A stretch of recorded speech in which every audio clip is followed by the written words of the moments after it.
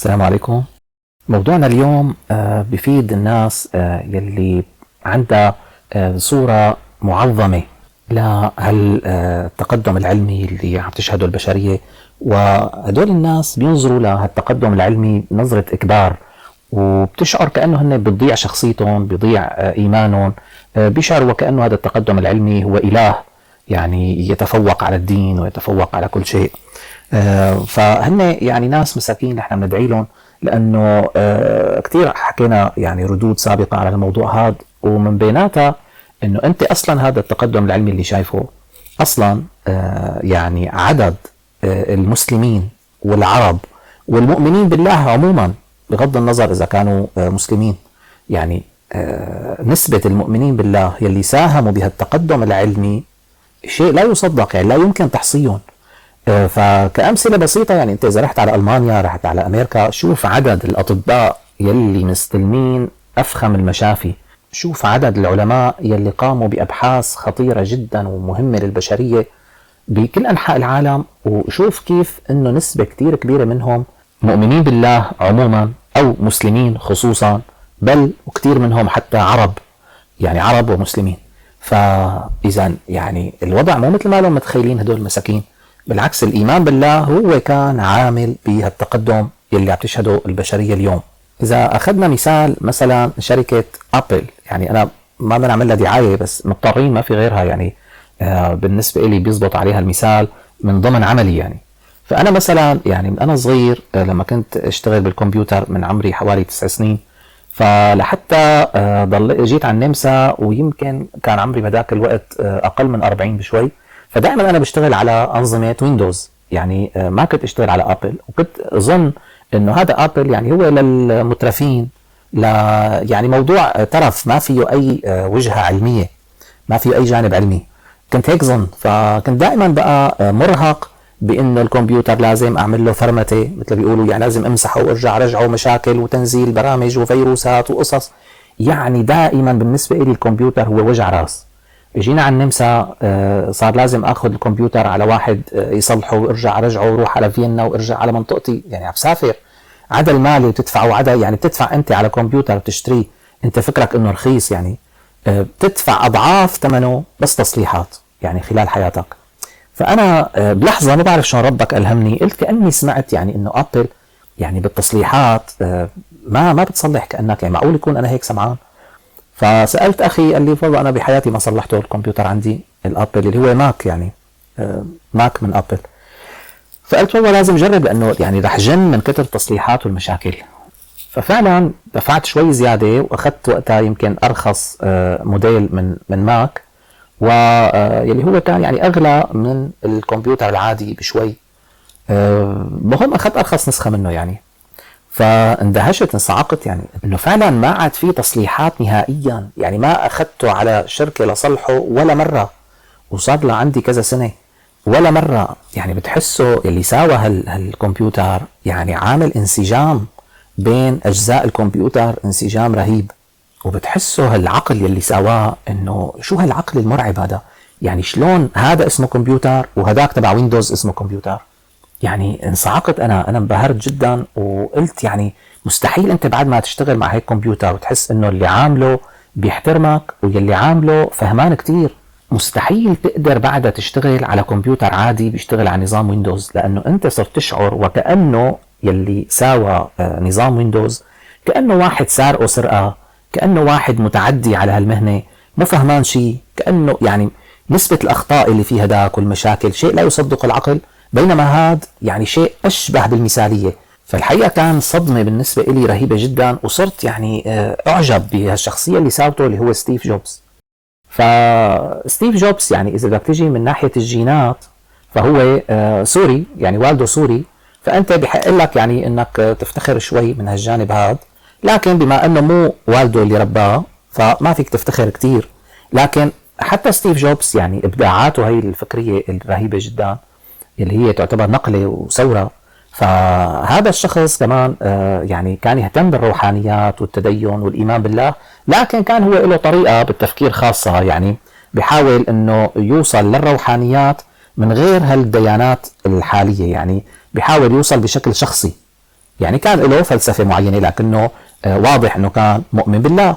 فيعني حتى مع هيك شخص، حتى مع شخص يعني يفترض هو لأنه أبوه تركه وهو صغير، فيفترض يكون حقد بقى على أبوه، حقد على الدين الإسلامي، وحقد هيك يفترض منطقيا يعني. فكتر خيره إذا هو مؤمن بالله يعني بالنهاية. كمان هو يعني في مين تسبب بإيذاء عقيدته يعني اللي هو والده على ما يبدو. لكن مؤمن بالله بالنهاية. وطبعا في مؤمنين كتار، حكينا مثلا نحن عن أينشتاين كيف هو مؤمن بالله، وكيف هو من زعماء الفكر، ويعني الملاحدة نفسهم يعني بيعتبروه من أكبر العقول البشرية وهكذا. يعني هذا شيء لا يعد ولا يحصى. شو بدك تعطي أمثلة لتعطي. لكن اليوم جايب لكم خبر حلو كتير، يلي هو انه حتى الذكاء الاصطناعي يلي هو هلا اكبر ثورة او اكثر ثورة جديدة، فكمان في ناس اليوم يعني مفكرة انه هذا الذكاء الاصطناعي يعني كأنه اله جديد وهكذا يعني. فانا قلت لكم بحلقة سابقة انه انا مثلا تشات جي بي تي بدفع له مصاري كل شهر، فباخذ انا النسخة الذكية من تشات جي بي تي، يعني مو النسخة المجانية، لانه هو لما تدفع له مصاري بيصير اجوبته اذكى بكتير، ذكية فعلا وهكذا. لكن مع ذلك انا كل يوم بتخانق معه لتشات جي بي تي، بقول له شو انت ما بتفهم، ليش هيك ترجمت الكلمة، ليش هيك عملت الكلمة، ليش كذا ليش كذا. يعني هو فعلا نقلة بالذكاء كبيرة، لكن لساته اغبى من البشر بكتير يعني. لكن طبعا يعتبر نقلة مو قليلة ابدا يعني، طبعا يعتبر شغلة عظيمة. فتشات جي بي تي هذا ذكاء اصطناعي، لكن كمان في ذكاء اصطناعي من نوع تاني هو غير تشات جي بي تي. يعني مثلا لما عملوا شطرنج ذكاء اصطناعي يغلب بطل العالم بالشطرنج، وخلوه لهذا الذكاء الاصطناعي. ليش سموه ذكاء اصطناعي؟ لانه هن ما برمجوه على سياسة معينة، وانما خلوه يتعلم ذاتيا ويتحدى نفسه، حتى قدر يعلم نفسه بنفسه. فهذا الذكاء الاصطناعي اللي سووه غلب بطل العالم، هذا نوعية من الذكاء تختلف عن تشات جي بي تي. هن الاثنين ذكاء اصطناعي، لكن تشات جي بي تي مهمته يكون شامل يعني لكل الناس، للجمهور، للعوام، كل واحد بيسأله أسئلة حسب رغبته، حسب شو بيفيده. لكن في فريق تاني من العلماء عم بيعملوا ذكاء اصطناعي موجه لهدف محدد، مو انت تسأله شو ما بدك، لا هو لهدف محدد. هذا مثلا برنامج سووه يتعلم بنفسه ويتحدى نفسه لحتى يدرس كيف بده يكون أقوى ذكاء بالعالم بالشطرنج، لحتى أنه غلب البشر. وصار من وقتها حتى يعني هن البشر يتعلموا طريقة اللعب مختلفة بناء على السياسة الذكية اللي طلعها هذا الذكاء الاصطناعي. يعني ثورة رهيبة. لكن هو المهم شبه مختص بمجال معين، مختص مثلا بالشطرنج. كمان في ذكاء اصطناعي مختص بالامور الطبيه، يعني له مهمه ثانيه تماما غير تشات جي بي تي، غير هالموضوع هذا. فهذاك النوع من الذكاء الاصطناعي بيكون اخطر من تشات جي بي تي، اكثر اهميه، لانه عم بيعمل مهام بالواقع هي انجازات ضخمه. التشات جي بي تي بالاخير انت بتستفيد منه بحدود معينه، ما راح يقدر تشات جي بي تي مثلا يحرك لك مصنع، او يعني في امور هو شغلته معلومات، يرسم لك صوره، يفهم عليك، يعني لغه. هو متفوق بمجال اللغة، انه كيف يقدر يحاكيك وكيف يقدر يفهم لغتك. لكن هذا الفريق الثاني من العلماء عم بيشتغلوا على ذكاء اصطناعي عملي تطبيقي ميداني، يخدم مثلا يعملوا جهاز طبي، يعملوا برنامج له علاقة بعلم معين، فيكون يعني موجه اكثر لهدف محدد، فبيكون اقوى كانجاز، كنقلة نوعية اقوى من تشات جي بي تي بكثير. فهذا الموضوع مثلا طلعت شركة ديب مايند، يعني العقل العميق. هاي الشركة أسسها 3 اللي هي شركة خطيرة جدا يعني. فهاي الشركة هدول 3 واحد منهم مسلم متدين سوري، كان والده شوفير تاكسي، سائق تاكسي ببريطانيا، ووالدته ممرضة. وكان هذا الشاب يعني من هو صغير حتى يبيع حلويات بالمدرسة، يعني ظروفه مو كتير يعني مالية عظيمة، لكن كان هو صغير متدين. وأنا حسب ما فهمت يعني عم بقرأ من المراجع اللي حكت عنه، فكان متدين لأنه كان يحاول يحل مشكلة الجالية الإسلامية، الشباب المسلم ببريطانيا، يحل لهم مشاكلهم عن طريق مثل إذاعة إسلامية أو خدمة إسلامية، يعني يحاكيهم كلام يقوي معنوياتهم، يعالجهم نفسيا. فواحد بده يعالج المؤمنين نفسيا، شو بده يعالجهم غير بالدين يعني. فهيك أنا بعتقد أنه هو متدين كتير كمان، هيك الظاهر، فالله أعلم. لكن يعني إذا كان هو مشترك بخدمة الشباب المسلم، يعني جمعية للمسلمين بالذات ولا رفع معنويات المسلمين، يعني شو بده يكون؟ يعني شلون بده يكون واحد غير مؤمن وجاي يرفع معنويات المؤمنين؟ مو معقول أبدا يعني. فعلى ما يبدو أنه متدين جدا كمان، فإنسان يعني كتير ذكي. وتصور أنه هاي الشركة من كتر ما هي شركة مرعبة وقوية جدا، فمن فترة اشترتها جوجل. يعني تصور انت جوجل مع كل التقنيات اللي عندها عم تشتري من جماعة، يعني من اشهر الشخصيات فيهم هو مسلم، عم بتقول له يعني مقابل هالعلم يلي عندك حنعطيك 400 مليون جنيه استرليني. رقم خرافي، انقال عنه هالرقم انه هو اغلى صفقة تمت بهداك الوقت. يعني شيء لا يصدق انه قديش هن كانوا منبهرين، جوجل منبهر بهالعقل هاد. فهي الصفقة تمت بعام 2014. شو اسمه هذا الشاب السوري المسلم؟ اسمه مصطفى سليمان. مصطفى سليمان كان في شابين قبله، هدول الشابين يعني عم بيعملوا دكتوراه بهالمجال هذا، دكتوراه. فلما دخل هو معهم وهو أصغر منهم بكم سنة، فدخلوه معهم، وبالبداية هن علموه، يعني هن علموه هالبرمجة هي المتقدمة اللي بتفيد بالذكاء الاصطناعي. لكن هو بعد فترة بسيطة صار شريكهم وأثبت موجودية وصار متفوق بهالمجال هذا، يعني صار قادر على أنه يعمل برمجة بالذكاء الاصطناعي.